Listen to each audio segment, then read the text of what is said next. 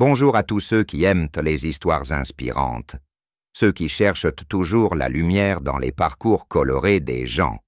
Aujourd'hui, nous allons entrer dans l'univers de Patrick Sébastien, une icône brillante du divertissement français, un homme qui a su conquérir le cœur de millions de téléspectateurs par sa voix, son sourire et sa résilience. Si vous êtes fasciné par les histoires de lutte, les rêves nourris par l'adversité, abonnez-vous à notre chaîne pour ne rien manquer.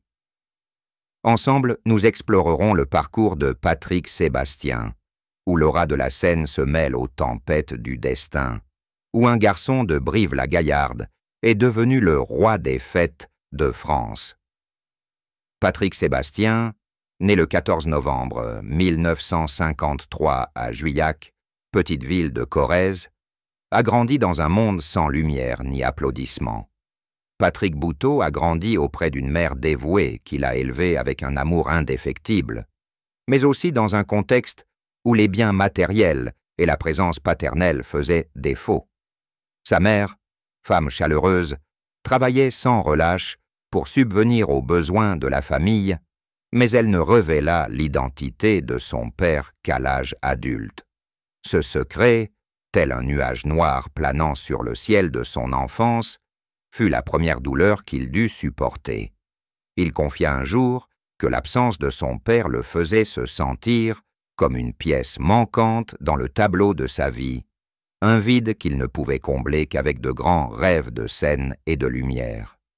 La plus grande douleur de sa vie survint en 1990, lorsqu'il perdit son fils aîné, Sébastien Bouteau, dans un terrible accident de moto. Le jeune homme, âgé de seulement 19 ans, inspira le nom de scène de Patrick, et sa mort fut comme un couteau tranchant qui lui transperça le cœur. Patrick, qui arborait toujours un sourire radieux sur scène, traversa de longues nuits blanches, assis seul dans une pièce sombre, à écouter les chansons que son fils aimait. Il a un jour confié avoir eu l'impression qu'une partie de son âme s'était envolée avec Sébastien, et que la douleur, telle une tempête sans fin, avait changé sa vision de la vie. Il a commencé à écrire des livres, comme Vitriol menthe, pour exprimer ses sentiments les plus profonds, comme un moyen de dialoguer avec son fils au fil des pages. Mais la vie de Patrick ne se résume pas seulement à la perte de sa famille. Il a également dû faire face aux blessures de l'industrie du divertissement qu'il aimait. Artiste aux multiples talents, animateur, chanteur, acteur et réalisateur, Patrick a toujours été sous le regard scruté des médias et du public. Dans les années 2000, il a essuyé de vives critiques, le qualifiant de « artiste bon marché » en raison de son style d'humour rustique et de ses chansons comme « Les sardines » ou « Tourner les serviettes ». Ces critiques, telles des pierres jetées dans une eau calme, ont semé le doute en lui. Il s'est un jour demandé s'il était vraiment reconnu ou s'il n'était qu'un clown aux yeux des puissants. Mais Patrick, fort d'un cœur résilient, a su transformer ses souffrances en motivation, continuant d'apporter de la joie au public grâce à l'émission Le plus grand cabaret du monde, symbole d'optimisme et de retrouvailles. Une autre souffrance, moins connue, est le combat silencieux de Patrick contre un cancer du rein, diagnostiqué il y a quelques années. Il a confié dans une interview au magazine Gala que cette maladie l'avait confronté à l'idée de la mort, allant même jusqu'à envisager le suicide.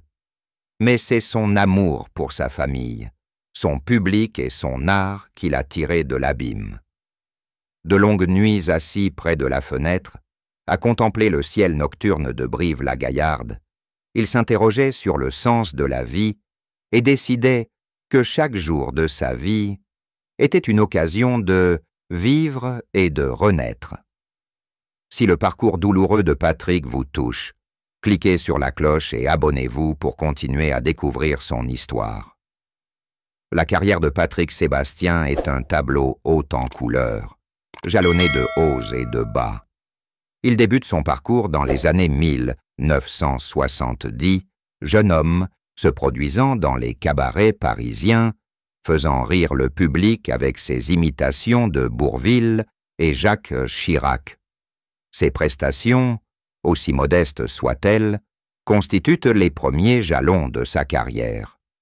En 1976, il est invité à faire la première partie de Michel Sardou à l'Olympia, une étape importante qui le propulse du statut d'artiste inconnu à celui de figure emblématique. Mais c'est le plus grand cabaret du monde, diffusé sur France de 1998 à 1919, qui propulse Patrick au sommet de sa carrière. Ce spectacle, mêlant magie, musique et humour, devient non seulement un phénomène télévisuel, mais aussi un lieu de partage et de convivialité. Ils font un jour en larmes, en voyant le public se lever après une émission spéciale, convaincus d'avoir touché le cœur de millions de personnes. Le succès de Patrick ne s'arrête pas à la télévision. Chanteur, il enchaîne les albums et singles à succès, tels que La Fiesta, Tourner les serviettes et les sardines, des chansons devenues emblématiques des fêtes françaises. Son album À l'attaque, sorti en 2013, atteint la 15e place des charts français, témoignant de son charisme. Il s'essaie également au cinéma, jouant dans Thème en 2000, un film qu'il réalise lui-même, et dans Quatre garçons pleins d'avenir en 1997. Ces rôles, s'ils ne sont pas toujours salués par la critique, témoignent de son audace et de sa polyvalence. Il a déclaré un jour qu'à chaque fois qu'il se tenait devant la caméra, il avait l'impression de renaître, comme si toute la douleur de sa vie avait disparu. Mais la carrière de Patrick n'est pas exempte d'échecs.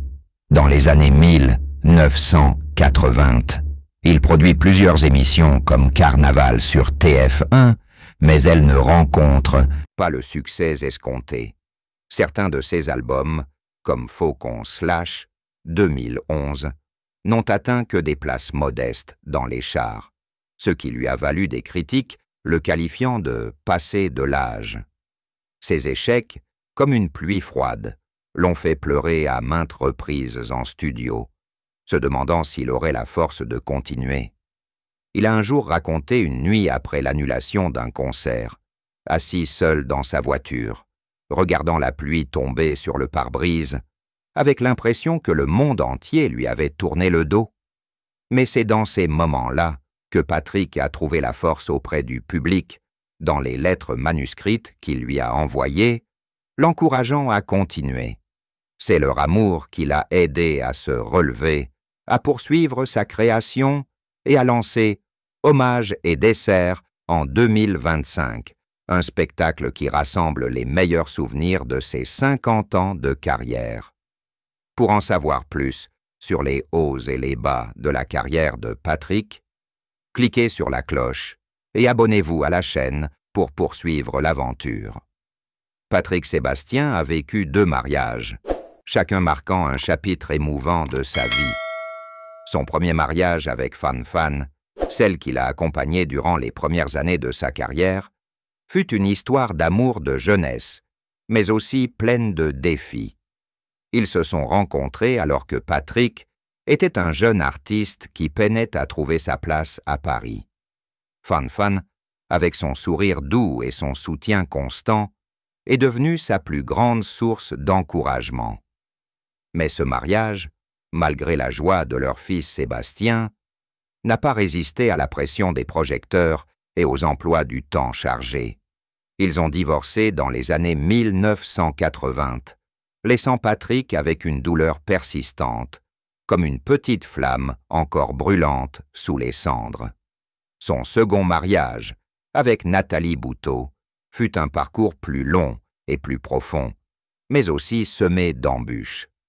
Ils se sont mariés en 1992, et Nathalie est devenue la partenaire de Patrick, non seulement dans la vie, mais aussi dans sa carrière, l'accompagnant dans la production de spectacles comme Le plus grand cabaret du monde.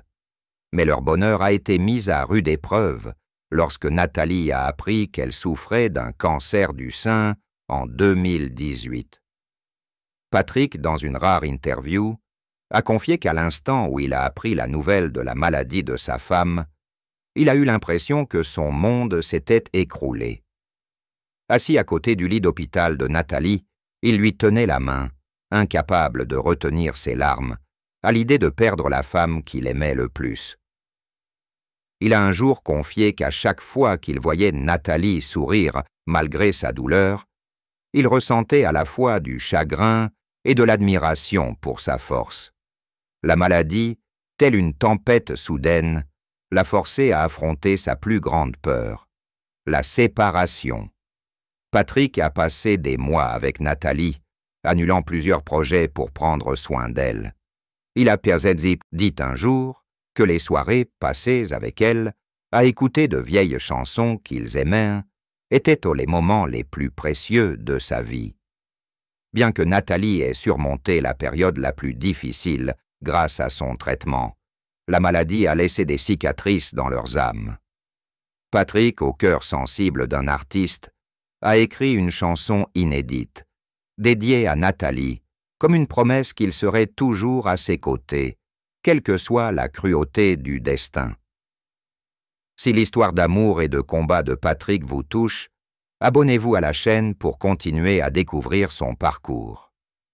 La relation entre Patrick Sébastien et Nathalie Bouteau est une histoire à la fois belle et complexe, telle une œuvre musicale aux notes aiguës mêlées de passages tristes. Ils se sont rencontrés à la fin des années 1980, alors que Patrick était au sommet de sa carrière et présentait ses premières émissions de télévision. Nathalie, avec son intelligence et sa force de caractère, est rapidement devenue la femme que Patrick aimait et admirait. Il a confié un jour que Nathalie était la seule à pouvoir le faire taire d'un seul regard, et aussi la seule à comprendre la douleur qu'il cachait derrière son sourire sur scène.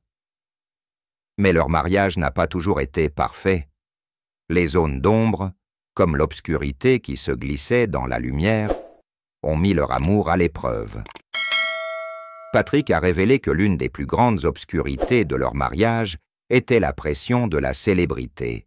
En tant que star, il était souvent confronté à de fausses rumeurs sur ses relations, à des articles de presse qui déformaient délibérément son image. Nathalie, bien que lui ayant toujours fait confiance, ne pouvait s'empêcher de ressentir parfois de l'insécurité. Il a raconté un jour qu'un soir, après la publication d'un faux article, Nathalie s'était assise tranquillement dans le salon, regardant par la fenêtre, et lui avait demandé si la lumière du jour valait la perte du bonheur familial. Cette question, telle une flèche transperçant le cœur de Patrick, lui a fait comprendre que sa carrière, aussi brillante soit-elle, ne pouvait se comparer à l'amour de la femme à ses côtés. Nathalie, lors des rares moments partagés avec ses amis, disait aimer Patrick pour sa sincérité et son grand cœur, mais elle avouait aussi que vivre avec une célébrité n'était pas facile. Elle a confié un jour avoir parfois l'impression de partager Patrick avec le monde entier, ce qui la rendait seule, même lorsqu'ils étaient ensemble. Elle a toutefois souligné que Patrick faisait toujours de son mieux pour se rattraper, des dîners surprises qu'il préparait lui-même aux lettres manuscrites qu'il lui écrivait lors de ses tournées. Ces moments, tels des rayons de soleil, au milieu des nuages sombres, les ont unis pendant ces années difficiles. Pour en savoir plus sur la relation amoureuse de Patrick et Nathalie, cliquez sur la cloche et abonnez-vous à la chaîne pour continuer l'aventure. Patrick Sébastien, fort de plus de 50 ans de dévouement dans l'industrie du divertissement, a amassé une fortune considérable, même s'il n'est pas du genre à l'afficher. En 2025, sa fortune était estimée à 10 millions d'euros, un chiffre qui reflète le succès de ses émissions de télévision, de ses albums et de ses projets théâtraux. Le plus grand cabaret du monde, son spectacle phare depuis plus de 2 décennies, lui assure des revenus réguliers grâce à son contrat avec France 2 et à ses sponsors. Des albums comme Le Roi de la Fête et Los à l'attaque, ainsi que des tubes comme La Fiesta et Les Sardines, ont également contribué à sa fortune, avec des millions d'exemplaires vendus en France et en Europe. Patrick possède également plusieurs propriétés, dont une grande maison à Brive-la-Gaillarde, où il revient souvent se ressourcer après ses tournées. Cette maison, avec son grand jardin et ses murs couverts de souvenirs de sa carrière, est le lieu où il organise des fêtes de famille, où rires et musique ne cessent jamais. Il investit également dans sa propre société de production télévisuelle, où il développe des projets comme Samedi Sébastien, qui lui procurent un complément de revenus. Cependant, Patrick n'est pas matérialiste. Il a un jour confié que l'argent n'était pour lui qu'un moyen d'apporter de la joie à sa famille et à son public, et il fait souvent des dons à des associations caritatives, notamment celles qui viennent en aide aux orphelins et aux patients atteints de cancer. La famille de Patrick Sébastien, composée de son épouse Nathalie et de ses enfants Olivier Villa, Lily Bouteau et Benjamin Bouteau, était la plus proche de lui, témoin de la tristesse qu'il cachait souvent derrière son sourire éclatant sur scène. Olivier, le fils aîné de Patrick, a confié un jour lors d'une interview que son père était un homme fort, mais que la douleur de la perte de son frère aîné, Sébastien, était insurmontable pour lui. Olivier a raconté qu'il le trouvait souvent assis seul dans son bureau, regardant une photo de Sébastien, essuyant silencieusement ses larmes. Il a ajouté que Patrick essayait toujours de cacher cette tristesse à ses enfants, car il ne voulait plus qu'ils souffrent. Lily, la fille de Patrick, a décrit son père comme quelqu'un qui faisait toujours passer sa famille en premier, même si sa carrière l'éloignait souvent de ses moments en famille. Elle a raconté un jour avoir vu son père pleurer après un spectacle raté lorsqu'il était enfant, mais il a rapidement souri en réalisant qu'elle le regardait. Lily a confié qu'elle admirait son père pour sa capacité à transformer la douleur en motivation, mais qu'elle le plaignait aussi de ne pas partager ses difficultés avec sa famille. Elle se souvenait des moments où Patrick organisait des fêtes chez lui, où il chantait et racontait des histoires pour faire rire, afin de cacher ses blessures intérieures. Benjamin, le plus jeune fils de Patrick, a confié que son père était celui qui s'efforçait toujours de protéger sa famille des tempêtes du monde du spectacle. Il a raconté que lorsque sa mère, Nathalie, a appris un cancer du sein, Patrick est devenu un mari plus dévoué que jamais. Mais il a aussi vu son père endurer en silence la peur de la maladie de sa mère. Benjamin a raconté qu'il entendait ses parents discuter tard le soir, lorsque Patrick réconfortait Nathalie en lui disant qu'ils surmonteraient tout ensemble, même si sa voix tremblait d'émotion. La famille de Patrick, bien que rarement vue en public, l'a toujours soutenu indéfectiblement, et tous s'accordent à dire que ses chagrins, de la perte aux critiques acerbes, ont fait de lui un homme plus profond. Si vous souhaitez en savoir plus sur les moments sombres de la vie de Patrick à travers les anecdotes de sa famille, abonnez-vous à la chaîne pour poursuivre le voyage. La fin de la vie de Patrick Sébastien, bien qu'elle ne soit pas encore arrivée, a été teintée de tristesse, telle une chanson lente au coucher du soleil. En 2025, à 71 ans, Patrick a annoncé sa retraite de la télévision, mettant fin à une époque d'émissions comme le plus grand cabaret du monde. Cette décision, qu'il a décrite comme un choix de se concentrer sur sa famille et sa santé, a laissé de nombreux téléspectateurs dans le regret. Il a déclaré un jour dans une interview qu'il n'avait pas peur de la mort, mais qu'il avait peur d'être oublié, peur que les sourires qu'il apportait s'évanouissent comme de la fumée. Un cancer du rein, bien que maîtrisé, pesait toujours sur sa vie, l'obligeant à affronter les jours de ralentissement, à réfléchir à ce qu'il avait accompli et à ce qu'il avait laissé derrière lui.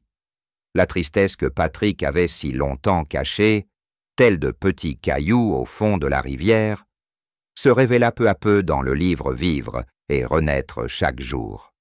Il y écrivit les moments où il pensait à la mort, les nuits où il se sentait incapable de continuer, et la peur de ne pas avoir fait assez pour ceux qu'il aimait. Il confia un jour rêver souvent de son fils Sébastien, des rêves qui le réveillaient les larmes aux yeux. Il dissimula aussi la douleur des critiques, celle d'être traité de artiste de pacotille, alors qu'il savait avoir passé sa vie à divertir le public. Ses chagrins, tels les vents froids soufflant sur les champs de Corrèze, firent de lui un homme à la fois fort et vulnérable. La triste fin de Patrick ne fut pas seulement un retrait des projecteurs, mais aussi une confrontation avec une nouvelle génération qui ne se souvenait plus des sardines ni du grand bluff. Mais il ne se laissa pas sombrer dans cette tristesse.